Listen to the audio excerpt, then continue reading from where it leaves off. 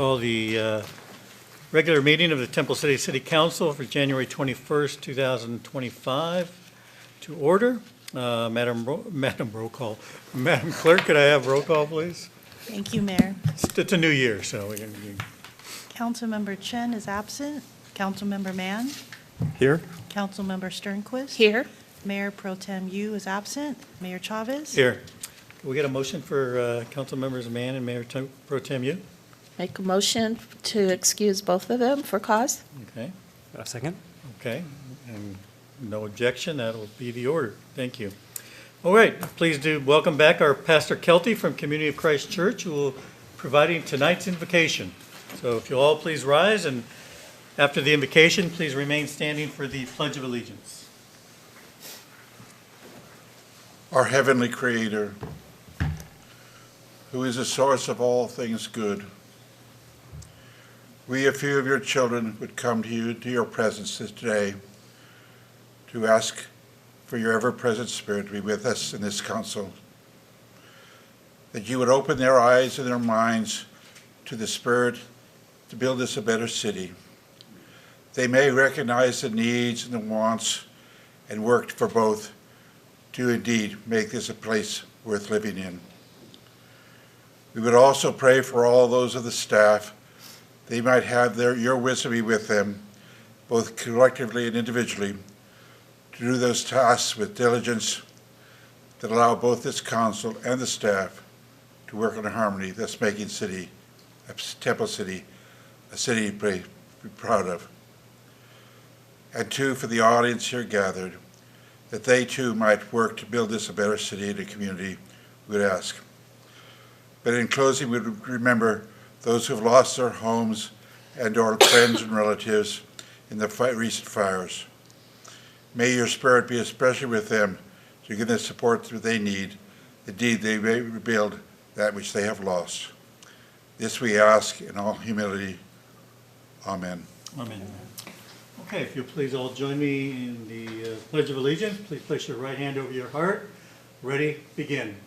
I pledge allegiance to the flag of the United States of America and to the republic for which it stands, one nation, under God, indivisible, with liberty and justice for all.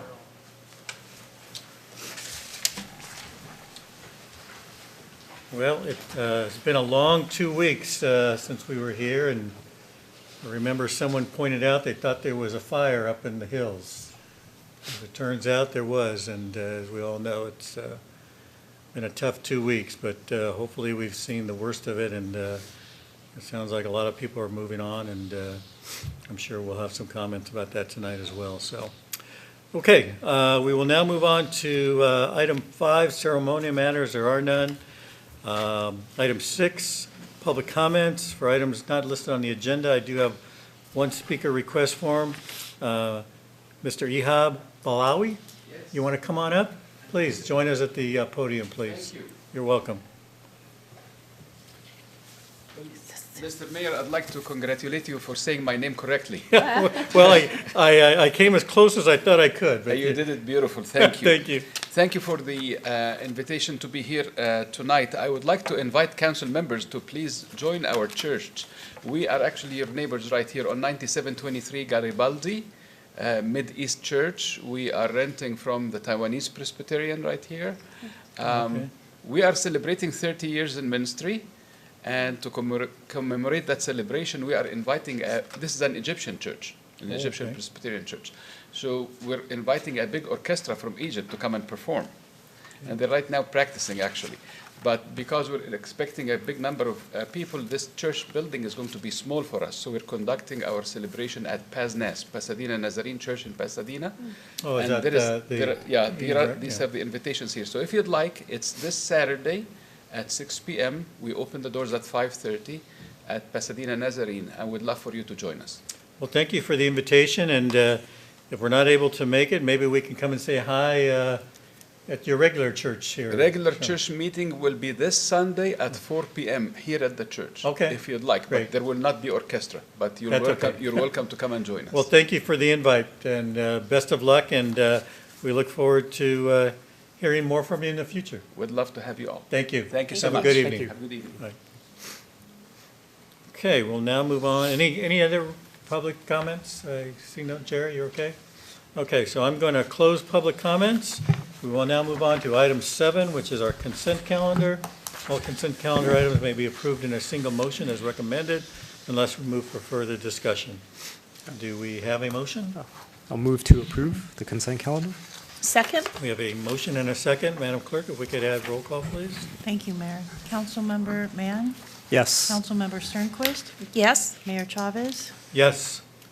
Okay, thank you. That's approved unanimously. So we will now move on to item number 8, public hearing. Our first item tonight is to establish the Community Development Block Grant Program and allocations for fiscal year 2025-2026. And who are we going to have presenting? I'll start off, You're sir. going to start? So we'll turn it over to our City Manager, Brian Cook. Thank you, Mayor Chavez and members of the council. Before you tonight is our annual approval of the allocations that we estimate to get from the LA County Community Development Commission through HUD. These are federal funds that the cities, as a non-entitlement city, meaning we do not get the funds directly, they actually go through the county to the city, following all of HUD's guidelines. We've had great success with our housing rehabilitation loan and handyman program, along with asbestos testing. As Mr. Gulick will go over, there's a small adjustment based on the ad hoc discussion on the youth scholarship program, putting more money back into the home rehabilitation and handyman program. And with that, I'll turn it over to Mr. Gulick. Thank you. Mr. Gullard. Thank you. Good evening, Mayor, council members, members of the audience. These are the estimated funds for next fiscal year, 2025-2026, approximately $270,000. The allocation is actually slightly lower than what we typically get. There were some numbers from the latest census information, so the allocations adjusted a little bit. So the allocations, of my understanding, is based on the population count, or? The population, the low mod income households, and overcrowding figures as well. Okay, thank you. So our ongoing programs, which is the housing rehab program, we currently have 25 households that have put their name on the waiting list. And our program typically assists 6 households per year.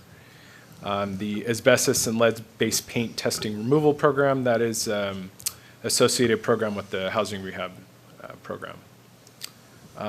Some numbers here for the past couple fiscal years. We currently have 2 projects that are starting for this fiscal year. Last fiscal year, we expended $262,300, and that assisted 6 households. And the fiscal year before that assisted 5 households with slightly lower amount. The youth scholarship program, as Mr. Cook mentioned, the budget is slightly lower than prior years or pre-COVID years. The past few years, we've had approximately a little less than 30 scholarships at the rate that we've been going. For fiscal year 22-23, there were 22 scholarships awarded, and then last year there were 29. The budget for the youth scholarship decreased to $10,000. Typically, it's closer to $25,000 or $30,000, but the utilization of the program has gone down over the years. Could be a result of COVID. The school districts, nearby school districts, offering their own after-school programs. A combination of those. So it's recommended the following budgets for the programs for next fiscal year. $225,000 for the housing rehabilitation program, $35,000 for the asbestos lead testing and removal program, and $10,000 for the youth scholarship program. So it's recommended to open the public hearing, authorize the city manager to amend these program allocations by up to 50%, and then adopt the resolution. And I'm available if you have any questions. Okay, thank you. We'll start with council questions. Anyone on council wish to ask any questions at this time? I just have Go ahead. one clarification. So I know mine is the understanding that the ad hoc has already discussed and is recommending this? Correct. Okay, thank you. Yep. Councilmember Sternquist, any questions? No. I just had a couple of questions. I had asked Brian, I don't know if you were able to get those for me, but there was nothing in the report about last year's figures. If I didn't see any as far as what we spent. So what we were able to do is get to Is that fiscal on- year 23-24. Okay. So Adam, Is if you that don't on? mind going Okay. up, so 23-24, we assisted 6 households, expending a total of $262,000 for the housing rehab and loan and grant program. And then for the next one, for the youth scholarship program, we reissued 29 scholarships for a total of a little over $6,000 for fiscal year 23-24. Since we're in the midst of fiscal year 24-25 now. That's the kind of the closeout of the last fiscal year. Okay, so we don't have any numbers for 24, 25 on any of these programs, right? Not just yet, but we have, as Mr. Gulick said, we have two recipients that are going through the program now. Sandy Medrano, who's been our longtime consultant, will make sure, that with the rest of the applicants who are on the waiting list, we'll get to at least 5, if not 6 applicants through the end of this fiscal year. How much of this 225 goes to consultants' fees or Mr. It's McDonald? statutorily, it's required under HUD, a percentage of those funds, but roughly about 45,000 of that. 45 of the 225? Yes, So in reality, we only have 180,000. that's correct. It would appear to me that, based on the list we have, that, and I guess this is more of a comment rather than a question, but I could always turn it into a question since I'm a lawyer. There's a 4-year waiting period, it seems like, for these things. That seems like an awful long time to wait on a waiting list. Has that always been the case? I don't recall. I mean, it's. I'll let Mr. Reimers, as he's coming up answering, but one of the things that we've been successful in doing, if you remember, in many years past, pre-COVID, we actually had a lot of funds in reserves, essentially, and we've drawn down off that consistently over the years. That's why if you go back up to the total amount of funding that we have available at this point for this year, if you go back to the top. Well, I know we have 49,000. Yeah, 49,000. That was a much larger figure several years ago. So that is the success. So and unallocated funds also includes repayments as well from loans. So that's proceeds that do come back to the program as well. So we are essentially we are on a pace now that we're spending what available ongoing yearly funds that come in, but I'll let Mr. Reimers add anything. But again, if I'm reading the numbers correct, if we're doing 5 to 6 a year, and we have already 25 on the waiting list, that's how many years that they're waiting? Yeah, it is a lot, but it's really a representation of the success of the program in a way that the program is popular because they hear from other people that this is a great program, they should get involved in it. Probably through the process, when we look through the application list, we find that somewhere between a third to a half of the people don't qualify. So what sounds like a lot of candidates ends up becoming less candidates as they get through the process. So what you're saying is of those 25 that are on the waiting list, a third of those aren't going to qualify and they're off the list. Yes. So the number is actually a lot less. Yeah, and to be honest, we could spend an infinite amount of money on this program. There's a large demand out there. Demographically speaking, this is a community that's very equity rich but income poor, especially our seniors. And so this is a program that there's a lot of need for it. Yeah, well, and that's the reason I'm asking the question. There is a lot of need. It would be nice if we could help more, obviously. But obviously, it's a numbers game at this point. Yeah. So, Tom? Councilman Sternquist, yes. Yeah, so, I mean, it's definitely something that we could look into when we do the budget study, right? Because these are CDBG funds. Yes. But we have a program that's extremely successful, and we have a need.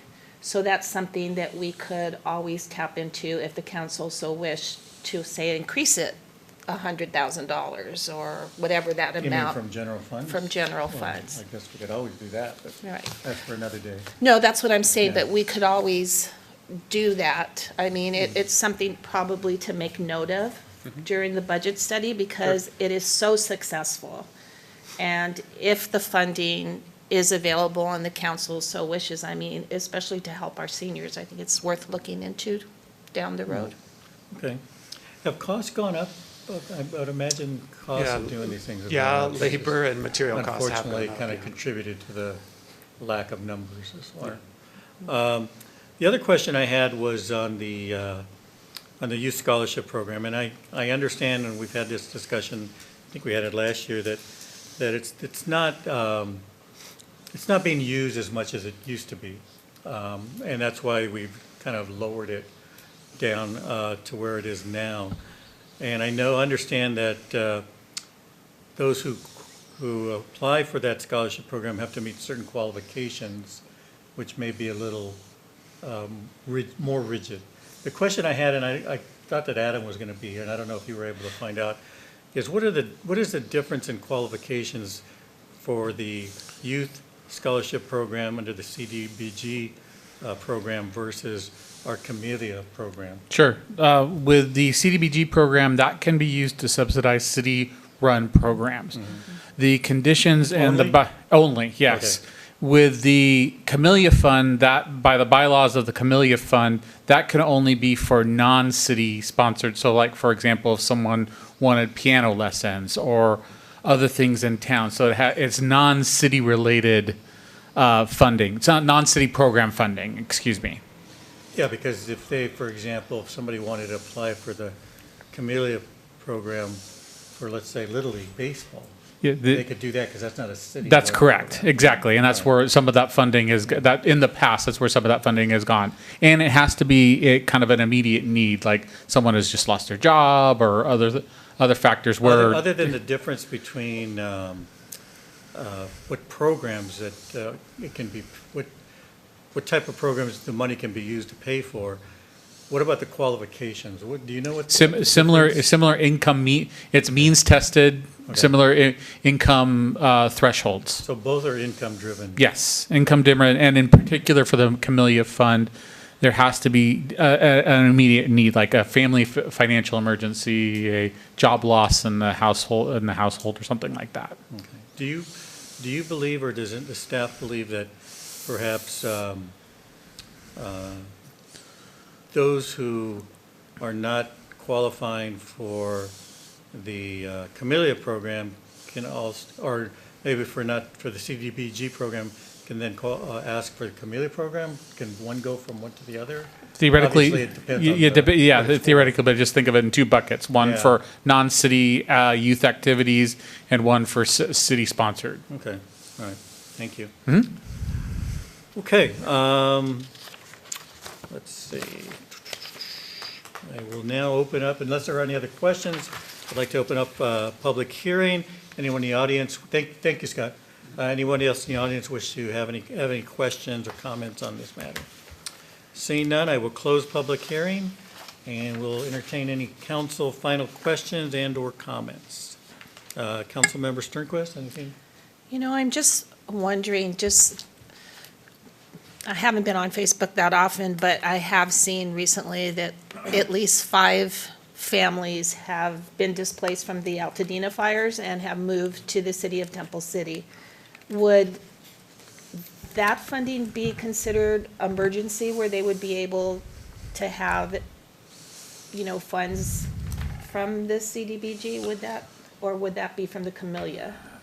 I think it's going to depend, and I think it's a little more complicated because of you probably heard the stories about FEMA funding and where people are getting assistance. So I think that could get, a great gesture, I think could get a little complicated. If there is a family that has been displaced from the fires, we'd ask them to come meet with us. They can either they're happy to meet with me, or they're happy to meet with Jennifer Venters in Parks and Recreation. We can try to work through whatever program eligibility, but we don't want to jeopardize any other kind of aid that they're getting of dealing with the tragedy that's just happened over the last couple of weeks.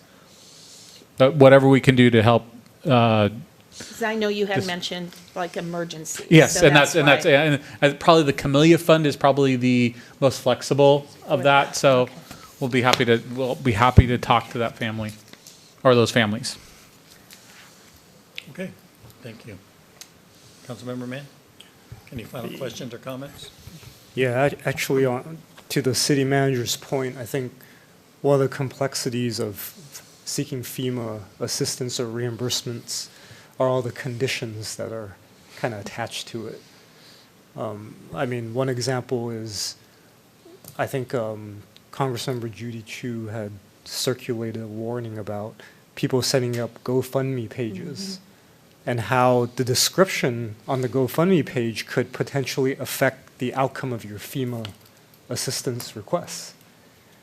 The idea that you need to be as generic as possible so that FEMA doesn't find a reason to deny your application, which is kind of shocking for a lot of us to hear in the context of what the current circumstances are. Because usually those programs, you have to be so specific and detailed, and this is counterintuitive because they're telling you don't be specific. Just Yeah, so there's a lot of complexities and confusion circulating that. But kind of bringing it back to this, I think we have this discussion every year, and as a council, we recognize how popular this program is. And I thought, Director Reimers, your comment earlier about there's a high demand for it, but you can potentially infuse an infinite amount of money, and it might not even meet that demand because word spreads, people apply, and the list just keeps growing. So, to an earlier kind of Councilmember Sternquist, to your point, I think, albeit it's a separate discussion item, I think it's worth asking sort of, is there consideration as a policy matter to add more to what we already contribute to the CDBG fund? I think that's an interesting question to explore. I don't really know what that number would look like per se. So I'm happy to see it being used and so popular. So I'm fine with what's being recommended, and I'm really happy to see this continue forward. I guess I do have one last question, and this probably has been asked in previous years, but maybe refresh our memory. The consultant cost portion of administering this work, from staff's perspective, that's really not work that we're quite equipped to do. That's more specialized for the That's consultant. correct. Is that There's, in most cities that are entitlement cities, they will have a staff member who deals with all the HUD regulations and guidelines, and they're very specialized. And we get audited quite frequently, so Adam does a wonderful job, but to add that as an additional kind of it's more than an administrative duty. It is a programmatic compliance duty as well. But anything else you want to add? Yeah, and just in addition to that, there's also just the managing of contractors with if you've gone through a major home improvement project, you know how time-consuming that can be. So walking people through that process, the homeowners through the process, going through all the documents with them, making sure everything's notarized and meets the requirements of HUD, it's a heavy lift. Between the compliance and the project management, it's from a burden standpoint for what the amount of money that we get. If we got $2 million worth of CDBG funding, I would probably be coming to you with a staff member to do some of this work, to be quite frank with you. And in other cities that I worked at, that's exactly what they do. That makes sense. And I guess my final comment kind of goes back to, I think, the mayor's earlier question about costs increase. I think maybe one of the consequences of the fires is that there's going to be heavy demand for contractor work. So supply and labor is going to become likely a challenge. Yeah. So how that impacts per se the number of households we are able to help in the coming fiscal year or the coming year, I guess that remains to be seen. But I'd be interested to kind of hearing that at a later time, just as a point of note. So, thank you, Mayor. Okay, thank you. Do we still have Habitat for Humanity working in our area, or is that still around? No. That's no longer a program? Well, I'm 'Cause we sure used to they're work out with there, them but at one time, I believe. yes. Yeah, and I think Adam could speak to that a little bit. Do you know, I mean, it seems like there would have been an overlap between what they do and the use of these CDBG funds. Yeah, I think we use general funds. We did explore looking at using CDBG funds, but it was a little complicated because they're a unique contractor, so you can't get like equal bids from other contractors to do that type of work, because they do require you to do help out with the assistance as well, but it's more cosmetic stuff, exterior painting. Right, and right, okay. All right, thank you. All right, unless there are any other questions or comments, I will entertain a motion. Let's see. Mayor Chavez, I would move that we authorize the city manager to amend CDBG-funded program allocations up to 50% of the approved allocation throughout the fiscal year, and adopt Resolution 25-5793, establishing the CDBG-funded programs and allocations below for fiscal year 25-26, as shown in the staff report. Second? Okay. Madam Clerk, if we get a roll call, please. Councilmember Mann? Yes. Councilmember Sternquist? Yes. Mayor Chavez? Yes. Okay, thank you very much, Adam and Scott. We will now move on to item B, the programming of the city's Year 5 permanent local housing allocation, funding and approval of programs to assist families and individuals experiencing or at risk of homelessness. Mr. City Manager. Thank you, Mayor Chavez and members of the council. As you know, we contracted after going through multiple iterations of some programming. We finally settled and have been successful in working with Family Promise of the San Gabriel Valley, who as I've reported that the council has been very successful in their first full year. That funding for year 1 has continued to be extended as well to get through the rest of the funding. We think we've found a program that helps those who are at risk of homelessness. In fact, there was a family right up the street who had a garage fire and had a displacement. Family Promise was able to assist them, secure some temporary housing, get everything settled for that family so that family and that child can stay in the school district. Is exactly what we're trying to do with this program. So we'd like to extend this to year 5 with Family Promise and the funding that goes through. Not a ton of funding. This is the funding that comes to the state of California's fees to the city. But we feel as though it's one of the more effective programs, again, including the case management for those who have had recent job losses or anything else that Family Promise provides. So with that, I'll just have a brief presentation by Mr. Gulick real quick. Thank you. Thank you. Good evening, Mayor, members of the council, members of the audience. Just do a very quick background. Senate Bill 2 was passed in 2017 that would establish a $75 fee for any real estate transaction to increase affordable housing for jurisdictions. On April 2nd, 2024, the City Council approved an agreement with Family Promise administering the rental and case management programs. Right now, we're in year 5, so the transactions from last fiscal year, we got notified last month of what the funding would be for year 5. We will give those figures to the LA County Development, or LACDA, LA County Development Authority, and they will include our programs and allocations for their year 5 funds, which need to be expended for fiscal year 27-28. So there's kind of a look at the sequencing for year 5 funds. The allocation is just over 100,000, and we're recommending to break it up into the ratio that we currently have, which is majority of it in the rental and move-in assistance, and then almost 30,000 for the case management.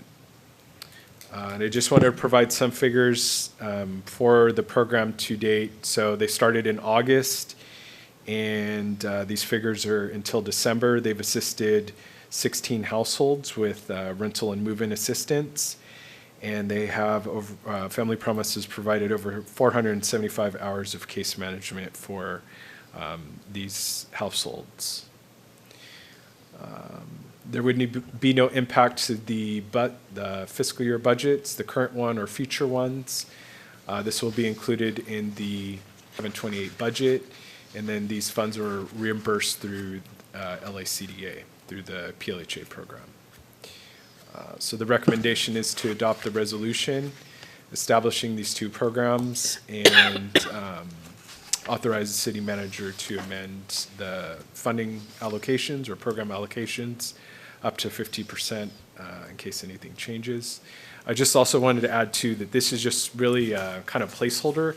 If the city council does want to change their mind and go into a different direction, we could do that at a future hearing, public hearing. We would need to do a 30-day notice for that. And I'm available if you have any questions. Okay, thank you.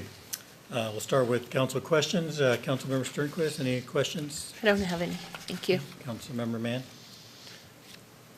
Yes, with PLHA funds, is 2027 the last allocation for it, or is this in perpetuity? I believe it's in perpetuity. I don't believe it sunsets. Okay. But I'll point to staff. I'm not sure about that. I don't believe it sunsets, but we can double check. Okay. And my second question is, I won't say maybe tangentially related to this, but our understanding based on previous reports, and I believe the staff from Family Promise had reported out at a prior council meeting on the success of the program. My question is, with respect to the recent county measure to address homelessness, that I believe is in perpetuity as well. Yes. Is there an allocation set for the city? How much is it, and can that be used for such a program like this, for council consideration? I know that's a lot of things still need to be sorted with that, so I don't expect an answer right now. This is maybe more my suggestion for exploration, because to me, the proof is in kind of what we have done and been able to do with the existing PLHA funds. If there's a demand for it, and maybe that's something Family Promise could provide some advice on or feedback is, if we were theoretically allowed to tap into these other sources to supplement this, one, is there a demand? Can it be used? Would it complicate matters if you're starting to mingle different funding sources into the same program? I have all these kind of hypothetical questions, but for me, I like seeing successful programs get enhanced, if we can, with whatever means we could. Kind of like our previous item with Councilmember Sternquist bringing up the use of general fund to supplement CDBG. Well, here we have an actual measure that's passed at a much, at a county-wide level that perhaps we can tap into. And just wondering what the opportunities are. So absolutely, we're thinking along the same lines. That's something we're exploring. We're waiting for the implementation guidelines from the county to be finalized. And once we have those, and the Measure H funds took a little longer to get those implementation guidelines out. But now since we have a direct allocation from this new measure, we will wait those implementation guidelines to come to you, and you can make that policy decision. And then I just realized I inadvertently did what the mayor did, which was phrase my comment in the form of a question. Okay, you're forgiven. Okay. Thank you. Thank you. Question I have is the case management services figure of 29,000. Is that what we pay Family Promise, or what is that exactly? Because I understand what the rental and move-in assistant program is about, but what is the 29,000 for? That goes to pay Family Promise staff to help provide counseling to people who are at risk of homelessness, to help them find job counseling, financial counseling, how to manage their finances. Okay, so it's like a portion of their program, but it's the service they provide to the public.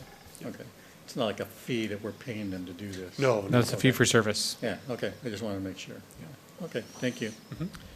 Okay, I will then open public hearing. Anyone in the audience wish to comment on this matter? Seeing no one, I will close public hearing. Any final questions from council? Any questions and/or comments? Councilmember Sternquist, anything? Just that I saw, actually, I think it was today on the Facebook feed, they had Family Promise, and they were asking families to get engaged with them if they had anything. So they're doing a really good job. Because of the fires, you mean? It Or- didn't say just oh. fires, it was just More of a, information, what service. they do and stuff. So they seem to be very engaged with reaching out to the public. okay, thank you. Councilmember Mann, anything final? Yeah, just one more item, kind of in addition to what I had said previously. I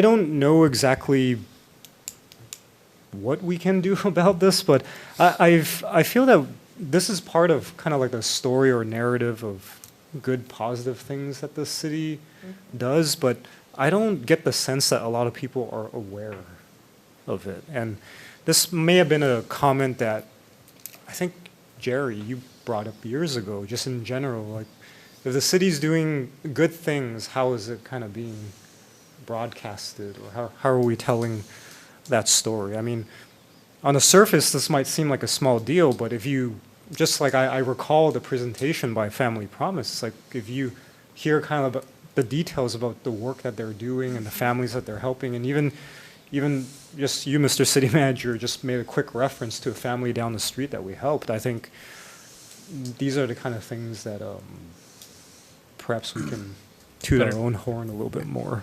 Certainly. That's just sort of my suggestions. No, I think that's a good comment. I totally agree with you. I don't know if that's something that we need to look forward, maybe as in our social media, maybe posts in the future when something like that happens. Gave me a good idea that maybe we should speak about it at the State of the City. I don't think we've ever commented on that I before. think so. That I can recall, but, those are feel-good things, and it's been 5 years since we've started this program now. If you remember, there was delays from the county and the state on the disbursement of the PLHA. Oh, okay. And That's when the program started. and then we had our program. The county initially approved it, then rejected it. So this is when we came to Family Promise and found the right landing spot for the program. And I agree with Councilmember Mann that if somehow we can supplement this program, which in my mind, it's been a success so far.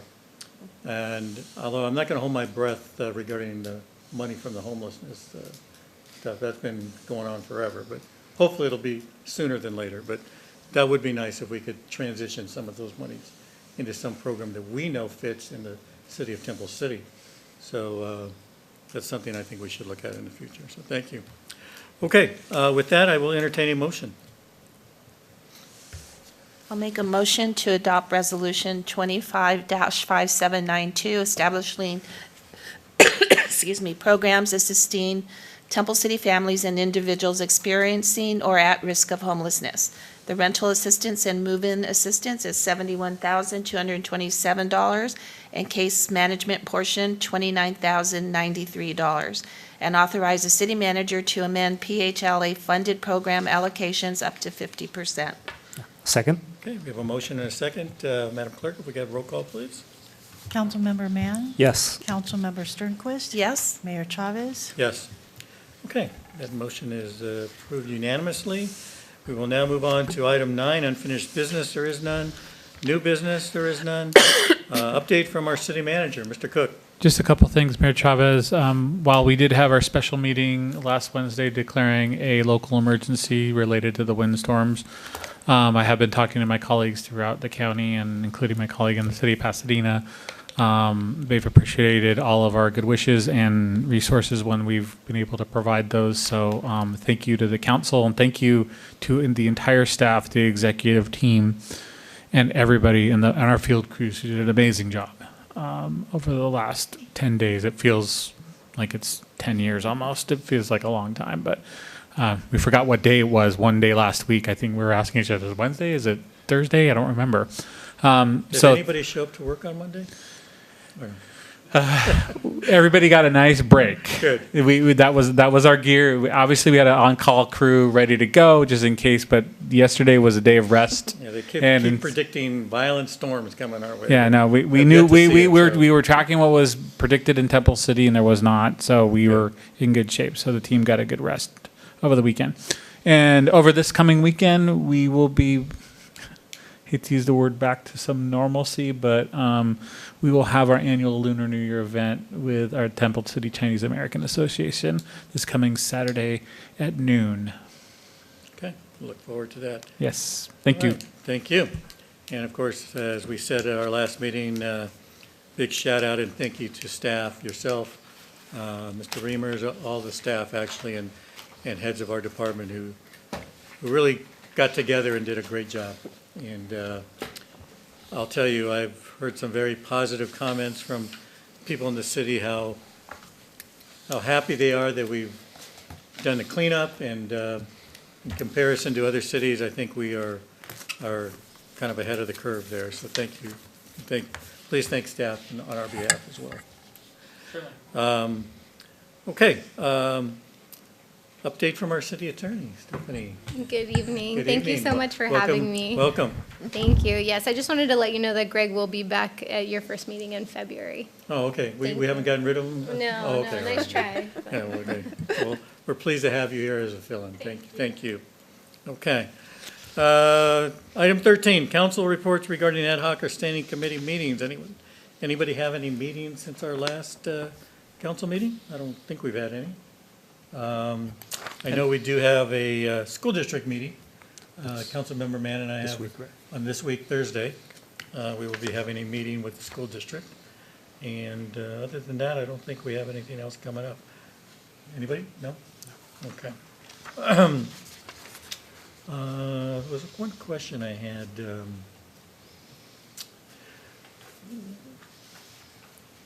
There hasn't been much movement based on what we spoke about tonight on this homeless plan standing committee. Where do we, and you and I think Councilmember Sternquist and I are on that. Where do we stand on that? Are we still using that, or are we going to use that? Well, I think we had some initial discussions, but I think with the PLHA funds, and I think maybe when we get the guidelines, if I may suggest, when we get the guidelines on the new Measure H funds, maybe that's when we can constitute a meeting with both of you and talk to you about what the eligibility is, and based on a little bit of the discussion tonight, if you would want to allocate some of those funds to like a family promise and that program. So for now, we're going to leave that open. I would leave it open until, and once we get the guidelines on that funding source, and we would come to you, the ad hoc. And given that Standing committee. I'm sorry, given that we've just approved the CDBG funds, probably okay to dismantle that ad hoc committee? If you would, please. Yeah, so we'll dissolve that ad hoc committee meeting tonight. We still have, what about the Las Tunas Drive Streetscape ad hoc committee? Is that still active? There's a couple things we still need to touch base with that group, with that ad hoc on. Okay. And I don't believe that Councilmember Sternquist and I have yet to meet regarding the future development of Sereno Drive.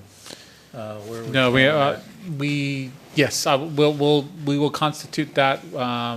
We will be coming to you, excuse me, I have the authority to approve the demolition contract, which I should be doing this week, and then we will be coming to you with the award of the contract for the design services as well, so we can constitute that Okay, meeting. So we'll set up a future meeting for that. Yep. Okay, thank you.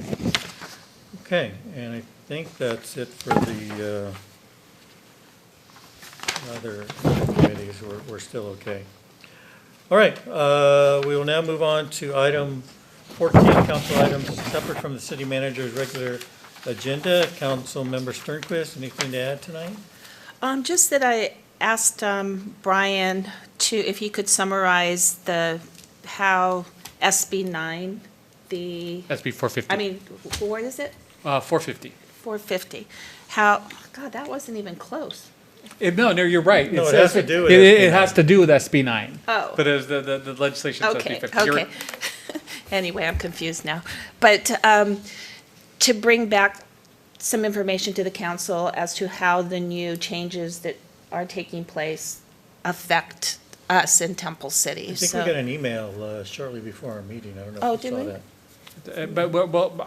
if at If you want to the- expand on that. I'll expand on that during my city manager comments at the At our next meeting, if you don't mind. No, oh, no, I was just trying to get you to remember about it. Okay, that's it. In open court. Yes. All good. Okay. Councilmember Mann, anything? Yeah, I just want to say, I know we had a special meeting last week on the local emergency declaration, but I just want to reiterate how impressed I was with our city staff and city crews in responding. It really took a coordinated effort, so I just want to extend a shout out to everyone who was involved. I know that almost nearly everybody was involved in that effort, and it showed, because I think as a council we did receive emails and feedback and comments about how quick the response was to certain things like down branches or debris piles or anyone who was affected. So I just want to thank everyone for that. And in my county job, I had a chance to kind of witness the fallout of the fires, which is quite a harrowing experience. So it's also I left with a sense of gratitude for what we had to go through, which was really nothing compared to some of the other communities like Altadena. So that effort is definitely going to be a lengthy process, and it's going to affect all the communities in the Los Angeles area, even though we weren't directly in that path. I think our neighbors are definitely going to be feeling that impact, and so it's something just to kind of keep an eye out for. On a more kind of happier note, I am very happy to hear that the Lunar New Year celebration is ongoing, and then extend a thank you to the Temple City Chinese American Association for working with our park staff. I know, having worked with them in previous years, there is a lot of logistics and programming that goes on behind the scenes to really put that together. It's a compared to maybe some other celebrations you might see around the area, ours is maybe smaller in scale, but I think it's very appropriate and characteristic of our city. And the fact that the association is still so committed to working and putting their efforts in to make it happen, I truly appreciate that. And I think looking forward, I know February is Camellia Festival, even though we're still a month away, but I think the royal court coronation is before our next council meeting. February 1st. So also looking forward to that, because that's always a fun event. So a lot to look forward to in February. So thank you. Yes, it's going to get busy, no question. This is getting into our busy time of the year, but all good stuff. Any thoughts, Mr. City Manager, on the rescheduling of the Neighborhood Watch? We are working with the sheriff's department. They just got off their 12/12s most recently, so Okay. we will look to a future date. And I believe we still have on the calendar for next week our sheriff's meeting. Yeah, I that believe should, that's still on, and that correct? should not be a problem at this point in time, so. Okay. I think that's it. The Lunar New Year, it's not going to affect any of the streets or anything. It's all in the park. All within the park. Okay, good.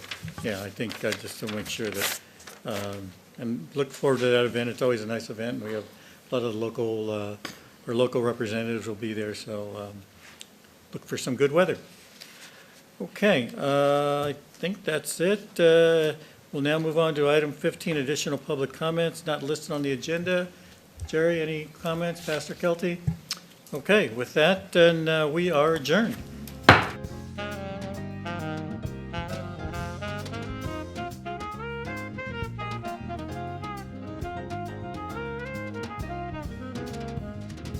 you.